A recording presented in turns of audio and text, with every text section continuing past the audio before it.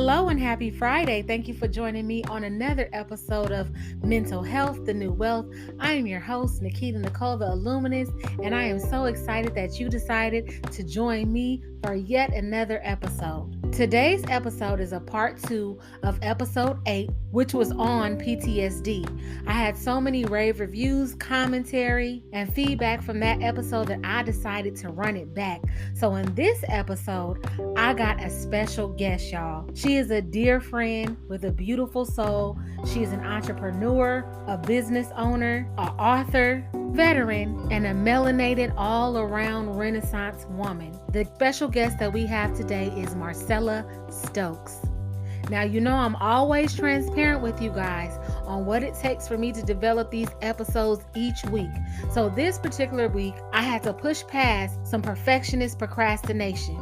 I was not going to let that stop me from bringing you guys this episode this Friday.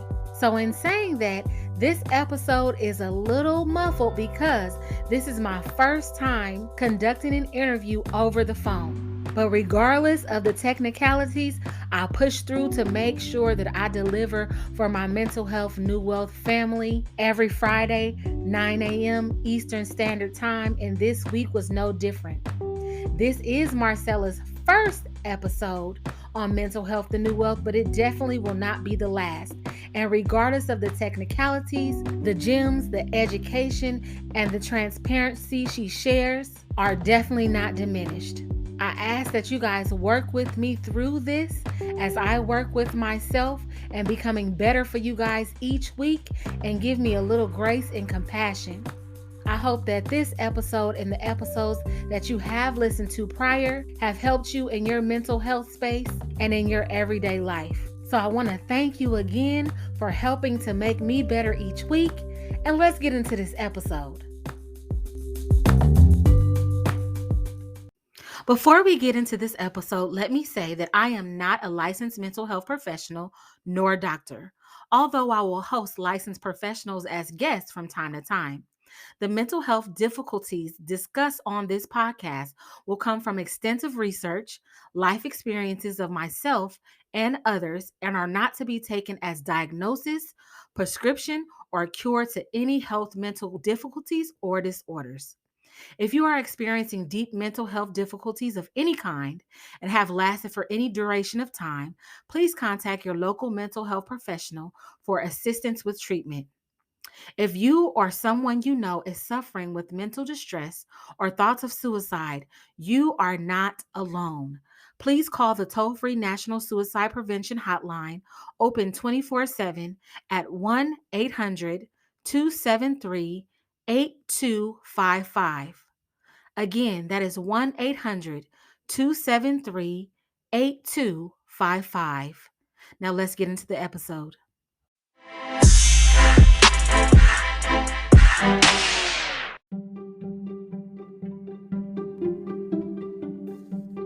PTSD, also known as post-traumatic stress disorder, is a type of anxiety disorder in which a person has difficulty recovering after experiencing or witnessing a traumatic event.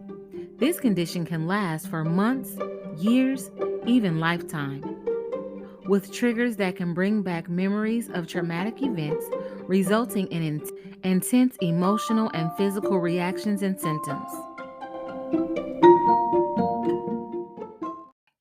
Thank you for joining another episode of Mental Health, the New Wealth. I am your host, Nikita Nicole, the Illuminist, and we have a special treat for you today. We have a dear, dear friend of mine, Marcella Stokes. How are you, beautiful? Hey, I'm doing great. Thanks for asking. Absolutely. I just had to get you on here. This is exciting to me because you have so much knowledge and so much information, and so I definitely had to get you on the Mental Health, the New Wealth.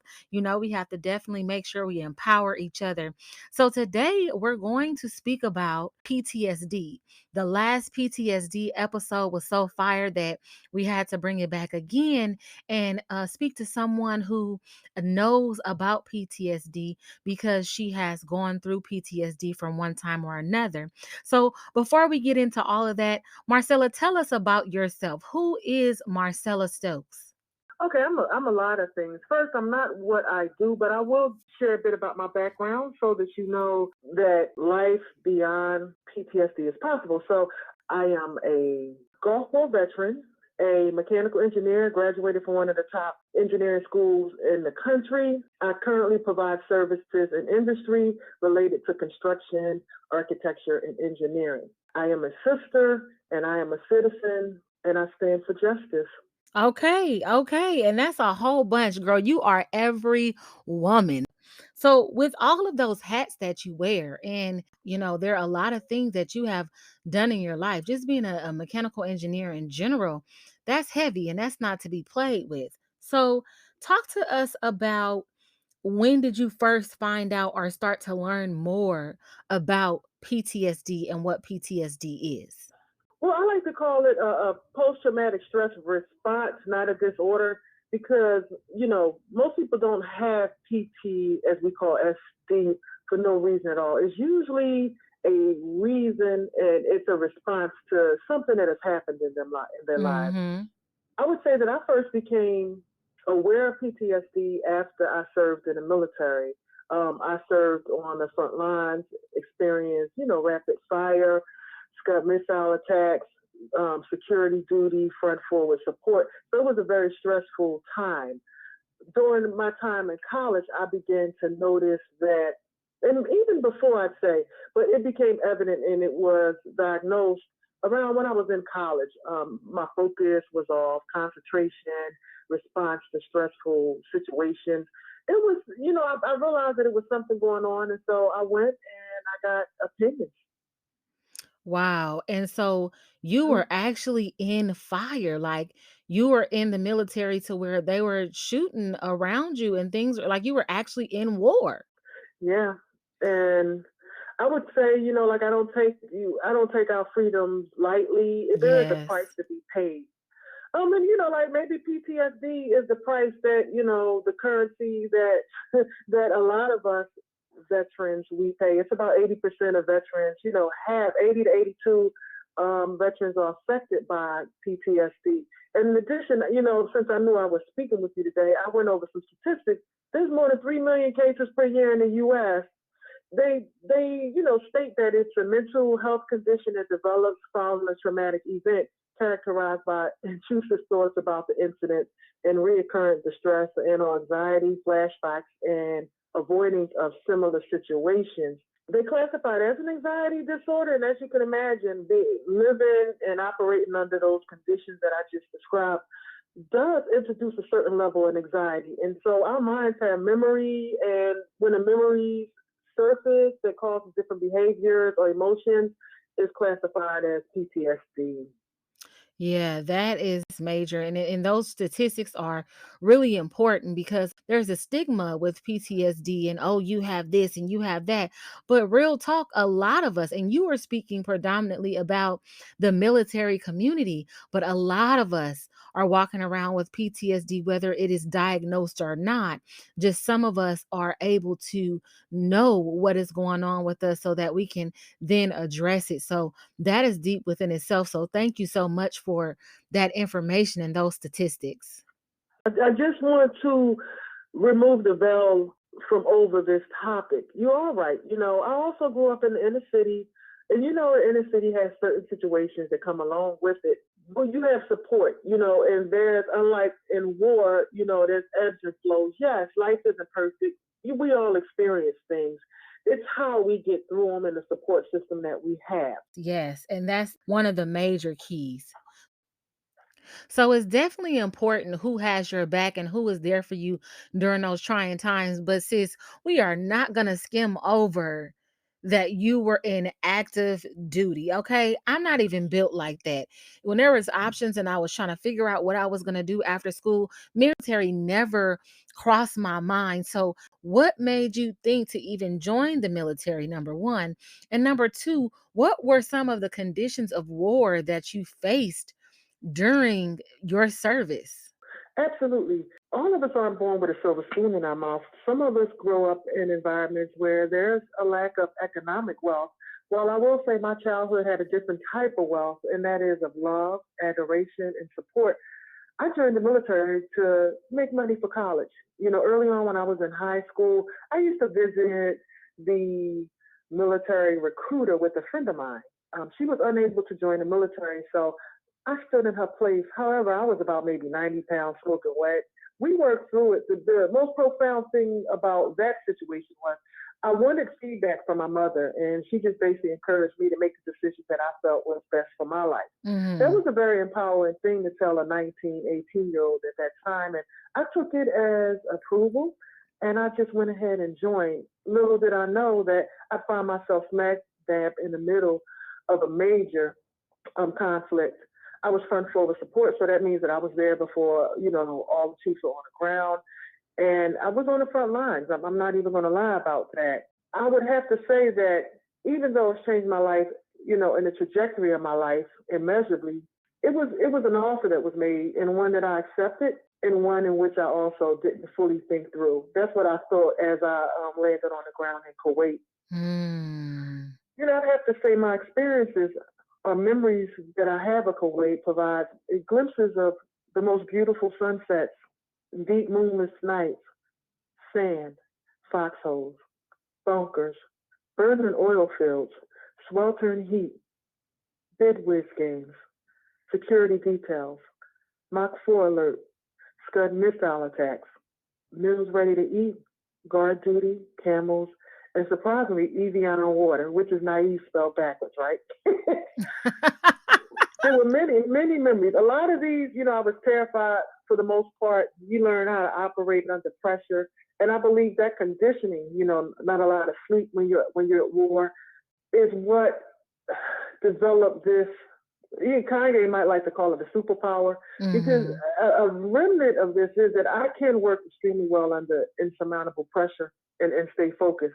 But at the same time, there are instances where, I may get a hiccup due to remembrances of what I experienced, while in this condition that impacts, everyday life. So it's a give or take. I wanted to kind of give you an idea, not just, the fact that a burn oil fields, but it was, we did find beauty in moments unexpectedly.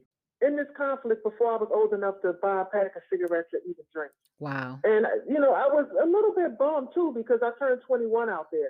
And I had envisioned being 21 as being just, I romanticized it, but it was nothing romantic about it. I'm a part of a consortium of writers in Drexel University's Black Alumni Council's book titled A Legacy to Share, where we talk about navigating life's challenges and celebrating our greatest achievements. And one of the reasons I agree to tell my story is because it should be told. A lot of times, war is romanticized. They don't, many people don't understand the sacrifice that's made. Mm-hmm.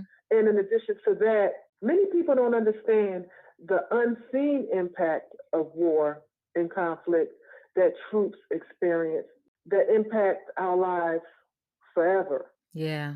And so, as I mentioned earlier, yes, I managed to graduate engineering school.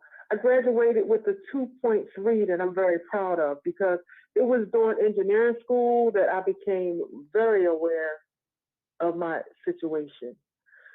You have abilities prior to that, and having PTSD is sometimes it interrupts some very great abilities that you have, and Wow. you have to be well that I've had. I used to have basically almost a photographic memory.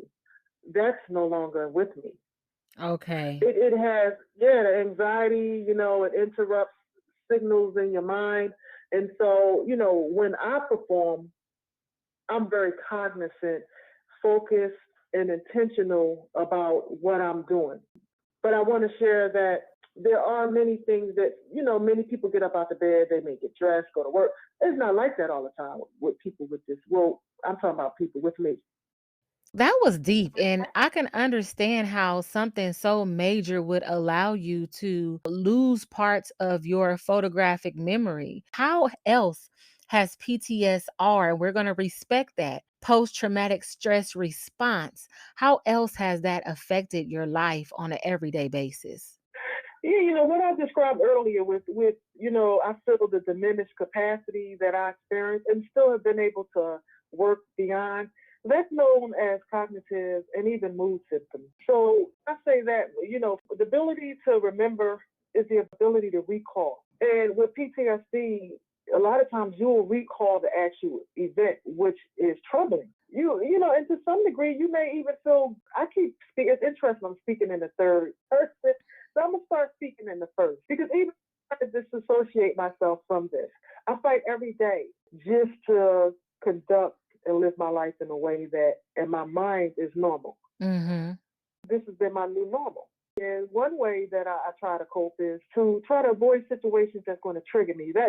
And to some people that would seem like a great strategy, but that's one that is not suggested. You're supposed to face it. You're supposed to face whatever is the cause of the PTSD. It's called exposure therapy. You're supposed to face it over and over and over again so that it doesn't have that same hold on you. And so that each time you face it and you experience the emotion that it evokes, it's supposed to lessen the response that you have to it. You've heard the term timeout, put yourself in timeout. Yeah. So I may have a stimuli, like I said, a trigger that resembles the trauma that may bring those emotions back up. Yes. It requires that I be in touch with me. Okay, am I feeling at this moment? Is my response, I'm getting irritated. Is the irritation warranted? What I'm experiencing, is it real or does it have the situation that caused the PTSD attached to it? So it's so many different ways. It just causes me to be hyper vigilant to my life and to what I'm experiencing and making sure I have the proper self-talk. I've been in counseling for it to help me develop strategies to address this. I've also had to come to grips with, like fight or flight. That's the cocktail where, you feel like it's a problem, but it really isn't. It's just you reliving or your mind puts you back in that situation. It could be a cool sunny day on the lake with ducks and children and families around. Mm-hmm. And, you may have a trigger that takes you right back there. So it's almost like you're going to always go back and remember it. It's how you choose to process it that matters most. With the military and veterans, we do have the VA. They have a lot of counselors and programs to help you work through this because they know that our job is doing the things that most Americans, nobody want to drop down in the middle of nowhere and fight a war. So Facts. that most people, we do the jobs that most people don't want to do. Mm-hmm. And so they understand that sometimes, the anxiety gets really untreatable through counseling. They do have pharmaceutical medicine that help. I can speak for myself. 4th of July is hard for people who's been in a war and a car backfire may cause you to die from cover. That looks crazy to people. But it's very real because you have to have those instincts in order to survive. And sometimes those instincts don't leave you. Yes. I'm going to say, like even children in the inner cities who may experience gun violence, I'm pretty sure they post-traumatic stress response could be similar. Absolutely, yes. So, it's not like it's something, that happens without cause. And so sometimes you can feel that there's a stigmatism. You don't want to share when, say, you got a new boyfriend or you're about to get married. It's not something you just tell strangers. You just kind of, I know for me, I've just kind of kept it to myself and developed strategies with the help of the team of professionals that I've worked with to address them as they arrive and be okay with it. Feel it, understanding where it comes from and being okay with it. That's very important to understand too, because when you are in the military, in the service, there's different PTSR that you might go through versus someone that was a domestic violence victim or something of that nature, because any loud sounds, anybody violating your space, anything that might be posed as a threat could trigger you into a moment that you don't want to go. And so it's really important, and I'm so glad. And first and foremost, let me honor you and thank you for your service to this country. And like you said before, those things are not to be taken lightly. That is something that is very, very serious because, like you said, you guys are doing the job that no one wants to do. And so it's very, very important that we give you guys your flowers while you are here. and in your right mind. So we just thank you for the work that you put in for us as a country in general. We honor you for that. Thank you so much. I'm so glad that you spoke on the different variations of PTSD, because we did cover that in the PTSD episode. But it's very important to speak with someone who has gone through PTSR and how it affects them and what different variations, because as speaking to you, you're letting me know that they are simultaneous. It's not one or another, it's kind of interchangeable, and that's important to know and understand, that it's not just one form or one level of PTSD. Also, I did recall that you were speaking of the VA and how they have different programs and different things that you can utilize to make sure that you are getting the help you need for whatever is going on. It's been mixed emotions that I have heard, or mixed reviews regarding the VA and what they do after you have done your service and things of that nature. So what has the VA done for you, and what has been your experience with the VA during and after your service to this country? Well, I'm pleased that we do have a VA. I will say that it's a mixed bag.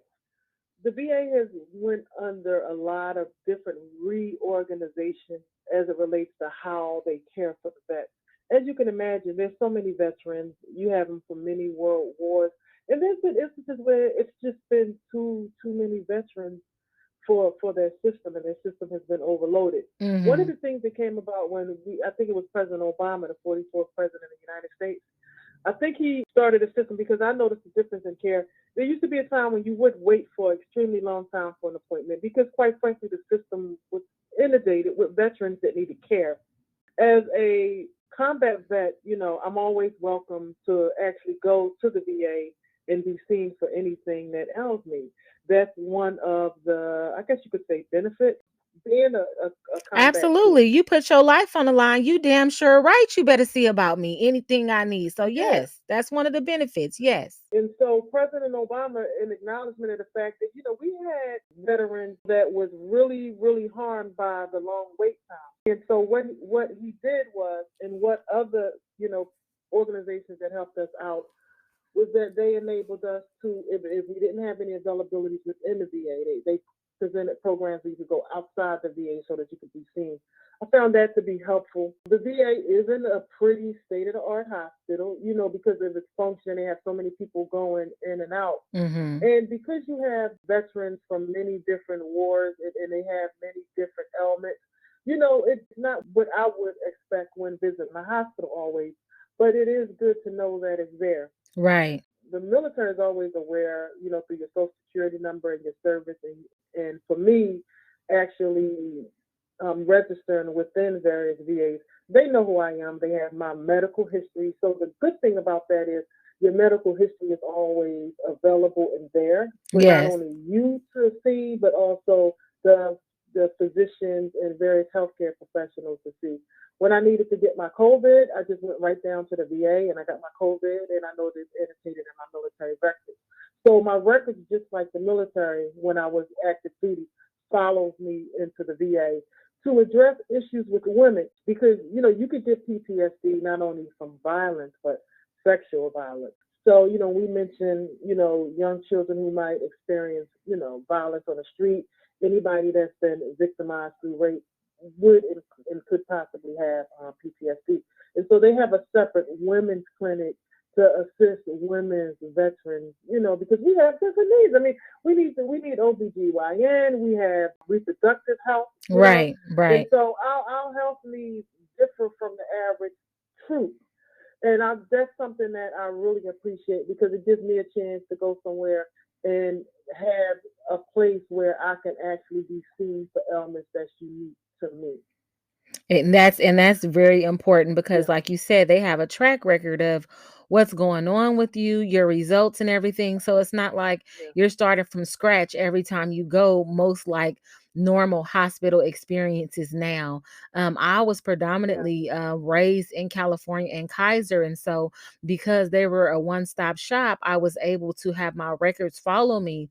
But now going over into other healthcare providers, Mhm. it is something different when you have to be responsible for making people sure that people have your medical records. So that is important that they Yeah. have that for you guys. So I'm glad that you have had a positive experience with the VA and that you were able to utilize them to the best of your ability for all the services that they were able to provide. So you spoke about some of the things that you do, and you spoke about a type of therapy where they make you face the thing that you are going through. I think that's most of the time when you have like regression PTSD to where you kind of try to avoid things. And like you said earlier, sometimes that's not the best way to do things. So speak about what you do spiritually, mentally, and physically on a regular basis to make sure that you are mindful of yourself and balanced. And you mentioned going within, that is something that's very important. And that's something that we encourage and speak about here on Mental Health, the New Wealth. But how do you go within? So I wanted to start with saying that, even when I tried prolonged exposure therapy, What was it you it's said? considered, Prolonged exposure therapy?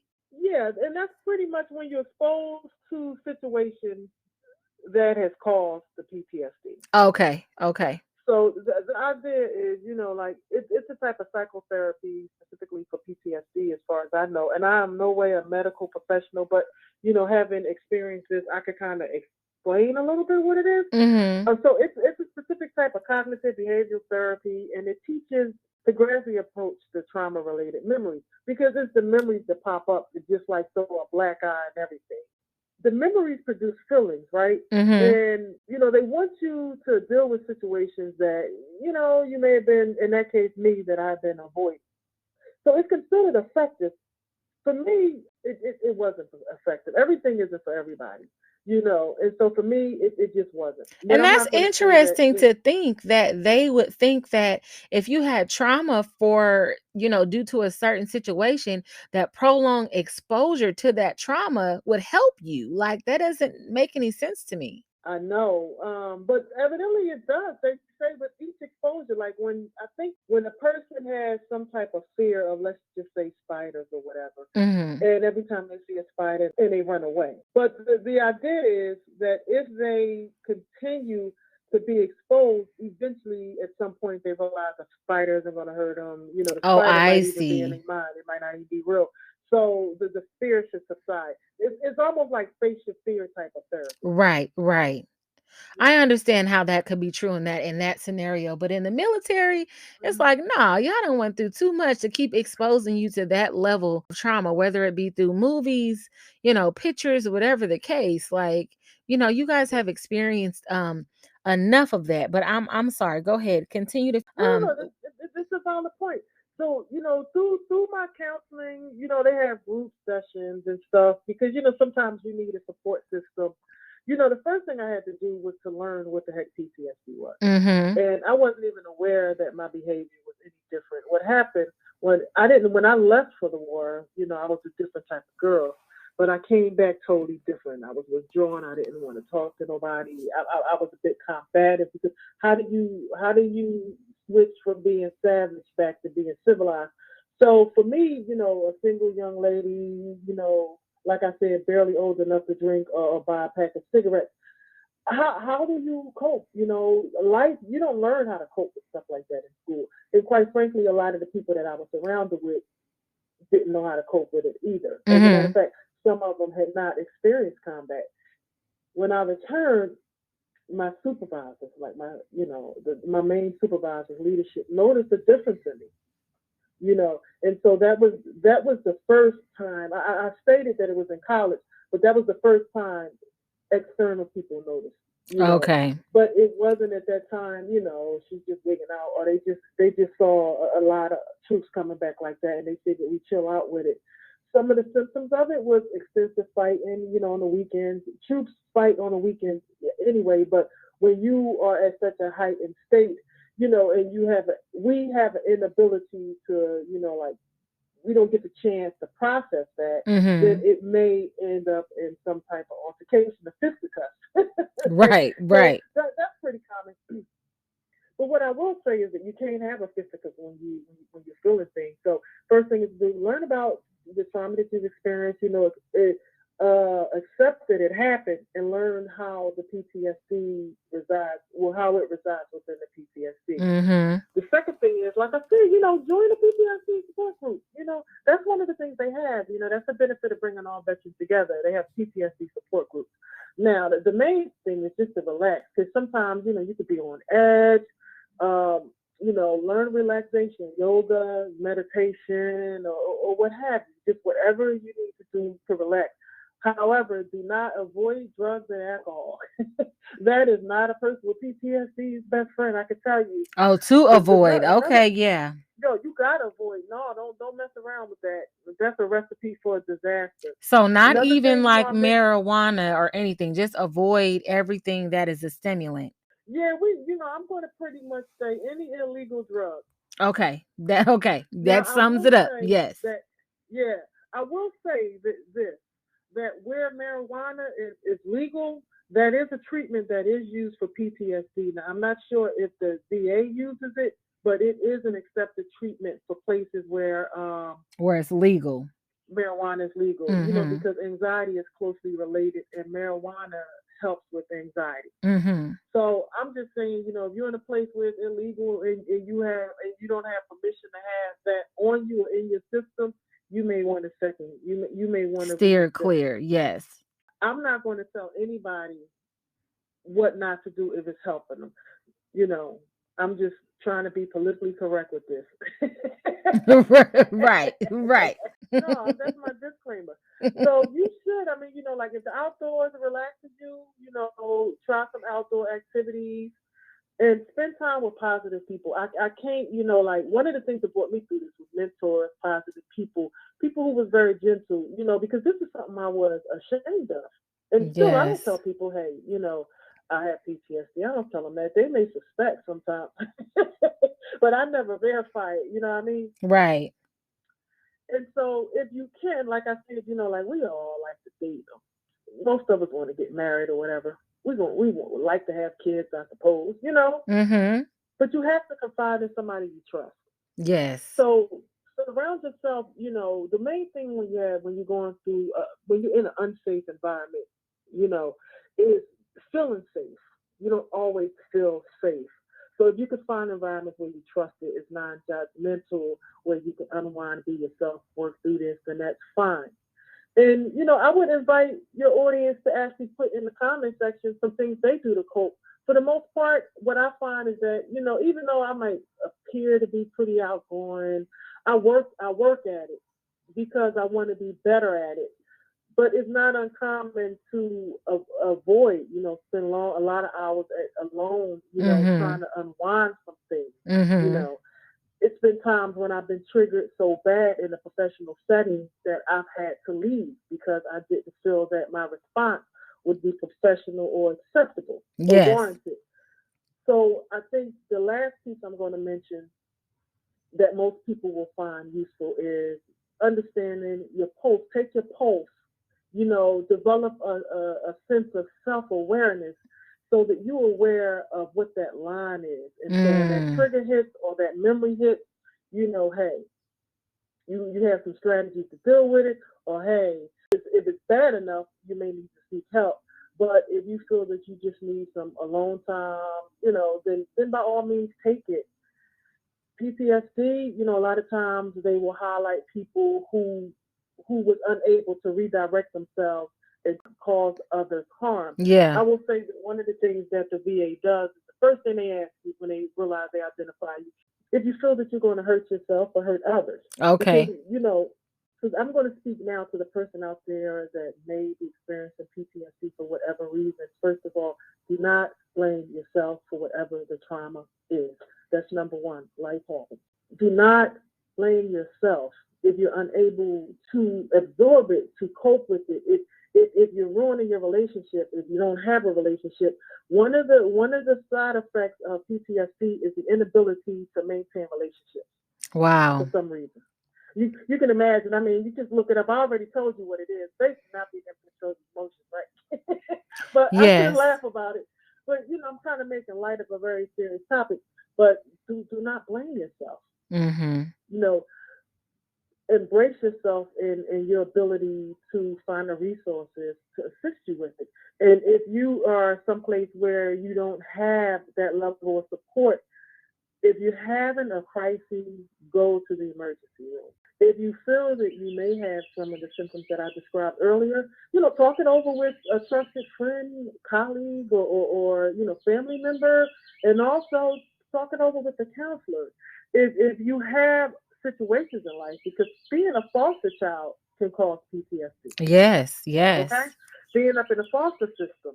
So like it's a lot that goes along with that, trying to unpack why your parents chose to, give you up for adoption. You may have experienced some abuse in the foster care system. You know, get the help you need in order to live the life you need to live. For me, this is a lifelong thing. I constantly speak life and positivity into things to combat part of, let's just say, imprints in my mind that the battlefield produced. But Yes. I realize that I am not the PTSD. I would say that is the quote for this whole episode. You are not PTSD. Anybody that is going through PTSD, PTSR, whatever you refer to it as, you are not alone, number one, and you are not PTSD. Even the birds outside was co-signing. The whole time they was quiet. But when you start talking about some of these things that you can do to make sure that you are balanced and just live a good life, that bird had to sound off. We love nature. And that's something that you can also do, as Marcella was speaking about, making sure you get out in nature, making sure that you get away from some of these additional stimuluses and you just relax and you are to yourself sometimes so that you can collect yourself and be at peace. Thank you so much, Marcella. This interview was everything. You gave me so much insightful information regarding PTSR and what it is, how you go through it on a regular basis, and even some things to look at so far as balance. So, where can we contact you? You are so insightful. I know you have a lot of things going on. Where can we contact you? How can people get in touch with you if they want to do other interviews with you also? And just let us know how to tap in with you on a regular basis. Absolutely. I'm always available. I live a life of service. My name is Marcella Stokes, and you can reach me at marcellastokes.com. MarcellaStokes.com.